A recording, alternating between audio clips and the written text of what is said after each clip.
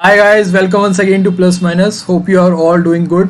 और आप लोगों की काफ़ी दिनों से एक क्वेरी थी कि जीके की तैयारी कैसे करें, जीके का अप्रोच क्या रहना चाहिए हमारा। तो उसको लेकर मैंने कुछ स्टडी करा, कुछ एनालिसिस करा जितने हमारे एग्ज़ाम हुए थे और उसका डेटा इकट्ठा करा है। हर एग्ज़ाम में हर शिफ्ट में किस तरीके से कौन से टॉपिक से कितने क्वेश्चंस पूछे गए हैं, तो वो सारा डेटा मैंने इकट्ठा करा और उसके बाद मैं क्यूमुलेटिव एनालिसिस पे पहुंचा हूँ। कुछ वो चीज़ें आप लोगों के साथ शेयर करूँगा। मैं आप लोगों को इस पूरी वीडियो में ये नहीं बताने वाला कि ये पढ़ो, ये ज़रूर पढ़ो, ये करो। मैं पूरा डेटा आपके सामने रखूँगा। उसके बाद मैं आप लोगों को ये कहूँगा कि आप लोग इस डेटा जो हमने इकट्ठा करा है उसमें देखिए कि कौन से टॉपिक आपको ऐसे लगते हैं जो स्कोरिंग है, प्लस साथ साथ उसको आप इजीली जल्दी कर पाओगे। तो स्टार्ट उससे करो आप, ठीक है। तो उससे आपको स्टार्ट करना होगा और एक टॉपिक को एक बार लेके, मतलब टॉपिक वाइज टॉपिक कंप्लीट करते हुए जाना होगा जहां तक आप अपना एग्जाम जब तक आए, जब तक आप कर सको। क्योंकि जनरल अवेयरनेस एक बहुत वास्ट टॉपिक होता है, बहुत वास्ट हमारा सब्जेक्ट होगा। उसमें ये बोलना कि ये करने से 30 नंबर आ जाएंगे या फिर इसके बाहर से कुछ नहीं आएगा, ये बेवकूफ़ी होगी। ऐसा मैं करना नहीं चाहूँगा। ऐसा आपको एक धोखा भी नहीं देना चाहूँगा कि ऐसे बोल के कि ये कर लो 30 नंबर से ज़्यादा आ जाएंगे 40 में, नहीं। तो ये पूरी वीडियो किन लोगों के लिए फ़ायदेमंद होगी, आगे आने वाले जितने भी DSSB के एग्जाम है, चाहे फिर वो असिस्टेंट ग्रेड 2 हो, LDC हो, पटवारी हो, हेड क्लर्क हो, सभी के लिए इंपॉर्टेंट होगा। चलिए डायरेक्ट चलते हैं अपने डेटा पे। जो हमने डेटा इकट्ठा करा है आपके सामने दिख रहा होगा टॉपिक। जैसे कि अगर बात करें history, polity, economics, physics, chemistry, biology, Indian geography, world and physical geography को मैंने इकट्ठे कर दिया। बायोलॉजी में यहाँ पे जूलॉजी भी इंक्लूडेड है और साथ साथ हमारी बॉटनी भी इंक्लूडेड है, ठीक है। तो बायोलॉजी में ही मैंने उसे इंक्लूड कर लिया गया है। इंडियन ज्योग्राफी, वर्ल्ड ज्योग्राफी, फिर फेस्टिवल्स, म्यूजिक, डांस, ये बहुत इंपॉर्टेंट बन रहे हैं, हर एग्जाम में पूछे जा रहे हैं। Current affairs, famous personalities, sports, books and authors और कुछ मिसलेनियस टॉपिक वो टॉपिक रहते हैं जैसे कि हमारा कि ये हमारा मॉन्यूमेंट कहाँ पे है, ये परियोजना, ये भारत सरकार की कोई परियोजना है, जैसे कोई रिसेंटली है वो तो करंट में इंक्लूड हो गई, बट कोई 2014 की परियोजना है, कोई 2013 की परियोजना है, कोई प्रोग्राम है, कोई इनिशिएटिव है, उसको इसमें इंक्लूड कर दिया गया है। किसी का हेडक्वार्टर कहाँ पे है, किसी का कोई CEO कौन है, तो वो सारी चीज़ें हमने मिसलेनियस में इंक्लूड कर ली गई हैं। तो देखिए अगर गौर करेंगे, शिफ्ट 1 शिफ्ट 2 ये किसके हैं, ये जूनियर क्लर्क के एग्जाम हुए थे। अभी थोड़े दिन पहले जूनियर क्लर्क के एग्जाम हुए थे, नवंबर में एग्जाम हुए थे और ये 20 शिफ्ट में एग्जाम हुए थे, 20 शिफ्ट में एग्जाम हुए थे। तो इसका पूरा मैंने एनालिसिस करा और मैंने उन 20 में से 10 शिफ्ट का यहाँ पे डेटा रखा है, बाकी के 10 शिफ्ट का नहीं रखा क्योंकि ऑलमोस्ट सभी का सेम पैटर्न बन के आ रहा था, तो मैंने ज़्यादा डेटा नहीं रखा। और उसके बाद फिर मैंने स्टेनोग्राफर का भी रखा है, पर्सनल असिस्टेंट का भी रखा है और फी कलेक्टर के भी यहाँ पे डेटा लेके आया हूँ। चलिए बात करें, देखिए आपको साफ साफ दिख रहा है कि हिस्ट्री की अगर बात करेंगे तो जनरली इसमें पूछा जो जा रहा है ना, ज़्यादा पूरा एंशियंट हिस्ट्री से एक आध क्वेश्चन, मिडिवल हिस्ट्री, बीच की जो हिस्ट्री है ना, जो हमारी हिस्ट्री को 3 चीज़ों में डिवाइड करते हैं, मिडिवल, एंशिएंट, मिडिवल और मॉडर्न हिस्ट्री। तो मिडिवल हिस्ट्री के क्वेश्चंस ज़्यादा पूछे गए थे। डायनेस्टीज़ के कुछ जो प्रमुख राजा रहे हैं उनके बारे में पूछा गया था, उनके संस्थापक जो हमारी जो रही है, सभ्यताएं रही हैं और हमारी डायनेस्टीज़ रही हैं, तो उनके जो संस्थापक रहे, फाउंडर रहे, वो कौन रहे, उनके बारे में यहाँ पर ज़्यादा पूछा गया था। तो ऑलमोस्ट ओवरऑल 4 से 5 क्वेश्चन हमारे पास देखने को मिल रहे हैं यहाँ पे हर शिफ्ट में ऐसे ही। उसके साथ अगर पॉलिटी की बात करें तो पॉलिटी में सीधा सीधी बात है, आर्टिकल अमेंडमेंट, आर्टिकल और अमेंडमेंट से, और एक आध क्वेश्चन हमारा राइट का, राइट कौन सा, हमारे कितने राइट हैं, कितने संविधान है, कुछ हमारे सॉरी कॉन्स्टिट्यूशन पे जो क्वेश्चन है, प्रेसिडेंट पे जो क्वेश्चन होते हैं वो क्वेश्चन बनते हैं यहाँ से। तो 5, 5, 6, 5, 5, तो यहाँ पे आपको दिख रहा होगा 5 से 6 क्वेश्चन दिख रहे हैं साथ साथ। मेजर रोल प्ले कौन कर रहा है, इकोनॉमिक्स, जो कि सबसे ज्यादा चौंकाने वाला था। जीके में जनरली हम लोग इकोनॉमिक्स को साइडलाइन करते हुए चलते हैं, ज़्यादा फोकस नहीं देते, बट जूनियर क्लर्क के एग्जाम में देखा गया कि भाई 5 क्वेश्चन हर शिफ्ट में इकोनॉमिक्स के पूछे गए थे। और इकोनॉमिक्स के आप यहाँ पे साफ दिख रहा होगा 5, 5, 5, 4, 5, तो हर शिफ्ट में 5-5 क्वेश्चन पूछे गए थे।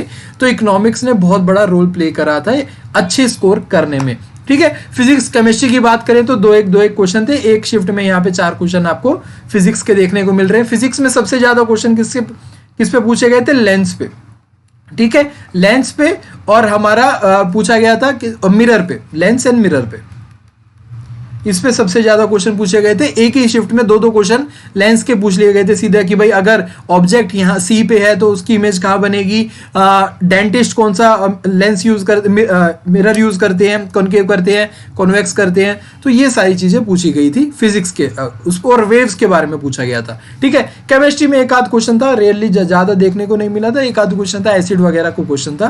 ठीक है, बॉटनी जूलॉजी में वही है, आप लोगों को सारी चीजें थी, एक से दो क्वेश्चन देखने को मिला कि भाई डीएनए आरएनए के बारे में कुछ चीजें पूछे गई थी, और एक आध शिफ्ट में प्लांट्स के बारे में भी पूछा गया था। ठीक है, इंडियन ज्योग्राफी और वर्ल्ड ज्योग्राफी की बात करूं तो कुछ जो ज्यादा क्वेश्चन थे ना वो फिजिकल ज्योग्राफी के ज्यादा थे। ठीक है, फिजिकल ज्योग्राफी के ज्यादा थे, और एक आध क्वेश्चन वर्ल्ड ज्योग्राफी का भी पूछा गया था कि भाई ये कौन से महाद्वीप में पाया जाता है, कौन से कॉन्टिनेंट में पाया जाता है, या फिर ये वाली जो इंडिया वर्ल्ड लार्जेस्ट लेक कहाँ पे है, या फिर ये फॉल कोई था, एक क्वेश्चन था जो पूछा विक्टोरिया फॉल के ऊपर क्वेश्चन था, विक्टोरिया फॉल कौन से देशों के बॉर्डर पे है, तो वो वाले क्वेश्चन थे। तो एक आध क्वेश्चन वर्ल्ड ज्योग्राफी का भी था। फिजिकल ज्योग्राफी के क्वेश्चन ज़्यादा थे, हमारा स्ट्रेटोस्फीयर वगैरह था, या फिर यूँ पूछ लिया गया था कि हमारी ये ट्रॉपिकल जो हमारे जो फॉरेस्ट होते हैं वहाँ पे कौन से पेड़ वगैरह हैं, तो ये क्वेश्चन ज़्यादा थे। इंडियन ज्योग्राफी का पूछा गया था कि जैसे कि भाई इस अपने देश में सबसे बड़ी ऊंचाई की जो पीक है वो कौन सी है, और यहाँ पे नदी की कितनी लेंथ है, तो ये सारी चीज़ें पूछी गई थी यहाँ पे इंडियन ज्योग्राफी और वर्ल्ड। फेस्टिवल एंड डांस, ये क्वेश्चन हर एग्जाम में पूछा ही जाएगा, कोई भी एक ऐसा पेपर नहीं जाएगा कि आपको म्यूजिक, डांस और फेस्टिवल के बारे में ना पूछा जाए।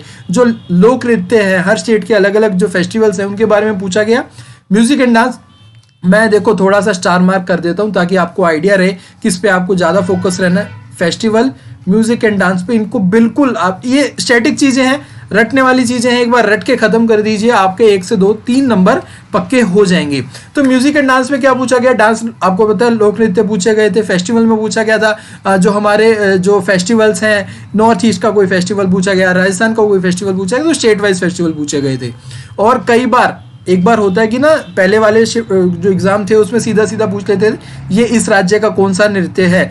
अब क्या कर रहा है, थोड़ा सा जो घुमा के जो चीजें पूछी गई हैं, उस जो फेस्टिवल को क्यों मनाया जाता है वो बोल दिया गया है, और उसमें बोल दिया गया ये वाला त्योहार इस कारण, कौन सा त्योहार इस कारण से मनाया जाता है। तो उसको आपको डीपली थोड़ा याद करना होगा, सिर्फ ये नहीं रटना नहीं होगा कि ये वाला फेस्टिवल इस स्टेट का है, आपको थोड़ा डीप एनालिसिस करके याद करनी होंगी। म्यूजिक में आपसे वाद्य यंत्र पूछे गए थे, ये कौन सा यंत्र होता है, इसमें तार लगती हैं या फिर इसमें फूक से इसको बजाया जाता है, तो उस तरीके से म्यूजिक के इंस्ट्रूमेंट पूछे गए थे। पर्सनैलिटीज तो पूछी गई थी कि इस यंत्र से कौन संबंधित है, वो बहुत कम थे।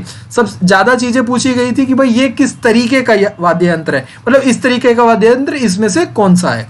ठीक है, डांस फॉर्म्स के बारे में था। करंट के हमारे पास इस पूरे जूनियर क्लर्क में देखा जाए तो 7 से 8 क्वेश्चन बन रहे थे, किसी किसी में 5-5 क्वेश्चन भी थे। फेमस पर्सनैलिटीज 1-2 क्वेश्चन पूछ लिया जाता था, ये जनरली ऐसे पूछा जाता था इससे रिलेटेड कौन है, वो म्यूजिक एंड डांस के नहीं होते थे तो इसको अलग से फेमस पर्सनैलिटीज में जोड़ दिया जाता है। या फिर ये चीज, इस चीज के संस्थापक कौन थे वो भी मैंने फेमस पर्सनैलिटीज में डाल दिया है ताकि आप लोगों को समझ में आ जाए। या फिर ऐसा भी पूछा गया था एक क्वेश्चन जिसमें इन चारों में से किसको आज तक नोबेल प्राइज नहीं मिला है, तो वो भी फेमस पर्सनैलिटीज के बारे में ही आता है हमारा। ठीक है, स्पोर्ट्स से रिलेटेड क्वेश्चन अपने अच्छे थे, 3 से 2 क्वेश्चन थे। अब यहाँ पे सबसे इंपॉर्टेंट चीज क्या थी कि जो स्पोर्ट्स से करंट थे वो करंट में डाल दिए हैं, बट कुछ ऐसे थे यहाँ पे इंपॉर्टेंट आपको याद क्या करना है, मैं आपको बता देता हूँ। जितने भी मेजर टूर्नामेंट है, एशियन गेम्स है, ओलंपिक है, कॉमनवेल्थ गेम है, वर्ल्ड कप है, क्रिकेट का हो, हॉकी का हो, किसी और चीज का हो, बैडमिंटन टूर्नामेंट है, टेनिस टूर्नामेंट है, और साथ ही साथ हमारे फुटबॉल का है, हॉकी का है, सभी का यहाँ पे क्या पूछा गया था, प्रीवियस, यानी कि अगर एशियन गेम्स की बात करें तो 2018 के क्वेश्चन भी पूछे गए थे, और आगे आने वाला वो पूछा गया था कि ये आगे आने 2022 का विमेंस फुटबॉल वर्ल्ड कप कहाँ पे होगा, या फिर 2022 किसी और का आगे आने वाला जो वर्ल्ड कप है, या फिर एशियन गेम्स हैं, या फिर ओलंपिक है, वो किस जगह पे होंगे, किस देश में होंगे। तो प्रीवियस और जो इस साल हुआ है, जैसे ओलंपिक की बात करेंगे तो ओलंपिक, और अगला जो टूर्नामेंट है, अगला एडिशन है, उसके बारे में, तीनों को आपको साथ लेके चलना है। और किसी एक स्पोर्ट नहीं, हाँ क्रिकेट पे ज्यादा फोकस था, बट अलग अलग चीजों के भी क्वेश्चन यहाँ पे पूछे गए थे। ठीक है, तो सिर्फ करंट के याद ना करना, सारा उसका देख लेना।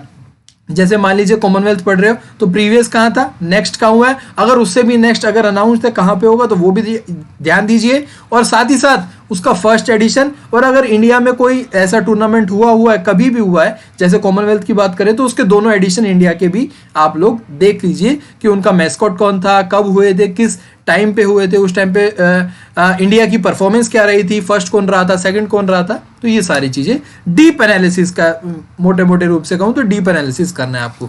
बुक्स एंड ऑथर्स, कुछ पुरानी बुक्स भी थी, कुछ नई बुक्स भी थी, तो उनके बारे में क्वेश्चन था। मिसलेनियस मैंने आपको बता ही दिया कि भाई कुछ हेडक्वार्टर्स वगैरह हैं, सीईओ वगैरह हैं, या फिर ये मॉन्यूमेंट कहाँ पे है, या फिर हमारा कि ये परियोजना कब लागू हुई थी, वो उस बारे में क्वेश्चन थे। तो ये सारे टोटल मिला के हमारे 40 क्वेश्चन बनते हैं, और अच्छे खासे यहाँ पे हमारा डिस्ट्रीब्यूशन देखा जा रहा है। आप लोगों को दिख रहा है कि पहले 3 ये तो इंपॉर्टेंट बन ही रहे हैं, साथ साथ फिर हमारा करंट भी इंपॉर्टेंट बन रहा है, यही हमारा लगभग 50% कवर कर जाएगा, यही 4 चीज़ें। और उसके साथ साथ अगर हम बात करें जो हमारे वन टाइम पढ़ने वाली चीज़ें हैं, जैसे फेस्टिवल हो गए, म्यूजिक एंड डांस हो गया, तो ये भी हमारे 2 से 3 नंबर कवर करवा देंगे। ठीक है, आगे अगर बात करूं तो आप लोग आगे की शिफ्ट भी देखेंगे, 6, 7, 8, 9, 10 जो शिफ्ट है उसमें भी ऐसा ही ट्रेंड रहा है। यहाँ पे आप देखिए हिस्ट्री, पॉलिटी, इकोनॉमिक्स में 4-5 क्वेश्चन तीनों के ही देखने को मिले, और उसके बाद इंडियन एंड वर्ल्ड ज्योग्राफी में भी 2 से 4 क्वेश्चन हमें देखने को मिले, और करंट अफेयर्स में भी वही 8-9 क्वेश्चन देखने को मिले। स्पोर्ट्स में देखिए हर उस एग्जाम में आया हुआ है, और म्यूजिक एंड फेस्टिवल की तो बात ही क्या है, 3 से 4 क्वेश्चन भी कई एग्जाम में देखने को मिले हैं। ठीक है, तो ये तो पूरा एनालिसिस था जूनियर क्लर्क का। अब आप लोगों को, जैसा कि मैंने स्टार्टिंग में ही बताया, अब आप लोगों को डिसाइड करना है। अभी और भी और भी एग्जाम रहते हैं, उसको भी दिखाऊंगा वो इनसे कैसे अलग है। अब आप लोगों को क्या डिसाइड करना है, अपने टॉपिक्स है ना पिक करने हैं। पिक एंड चूज वाली चीज है, आप लोगों को टॉपिक पिक करने हैं। आप लोगों के सामने डेटा रखा हुआ है, आप लोगों को प्रीवियस ईयर झांकने की जरूरत नहीं है। सारा एनालिसिस करके मैंने डेटा आपके सामने रख दिया। अब आप लोगों को ये देखना कि भाई मेरे को हिस्ट्री समझ में आ जाती है तो बस लग जाओ हिस्ट्री करने।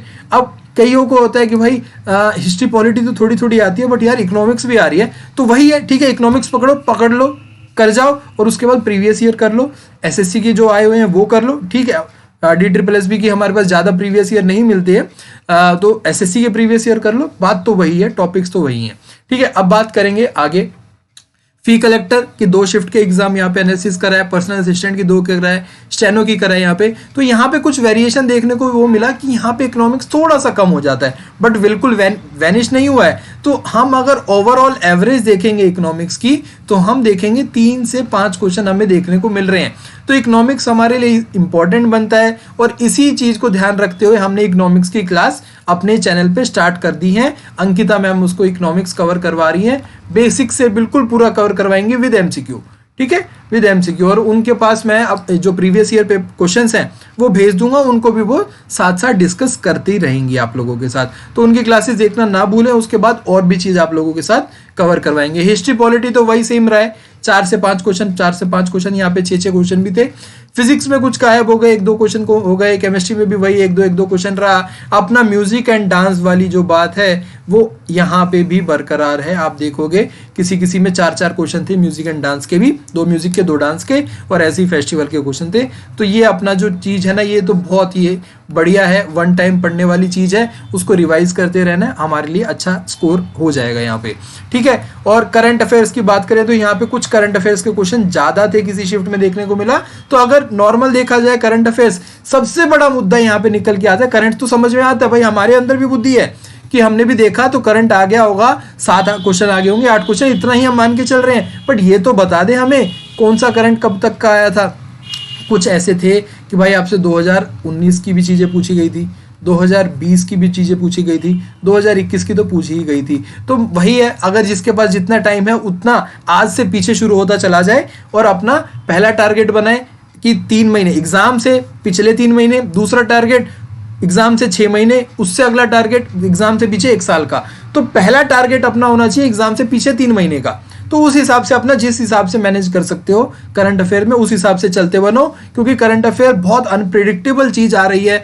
कभी किसी एग्जाम में 2021 का पूछा ही नहीं जा रहा, तो किसी एग्जाम में 2020 और 2019 के साथ साथ 2021 के भी करंट पूछे जा रहे हैं। तो वही है, टारगेट इसी हिसाब से करो कि एग्जाम से पीछे चलते जाओ। मतलब जैसे एग्जाम आने वाला है फेब में, तो जनवरी तो छोड़ो, अभी आया नहीं, तो दिसंबर, नवंबर, अक्टूबर ये कर लिया। उसके बाद आगे आ जाएगा, फिर जनवरी भी आ जाएगा। तो उसके बाद फिर और पीछे चले जाओ, और पीछे चले जाओ, जितना पीछे जा सको 2020 तक कम से कम कवर कर लो। 2020 की अब क्या करो, ईयर वाइज मत करो, 6 महीने का मंथ वाइज कर लो।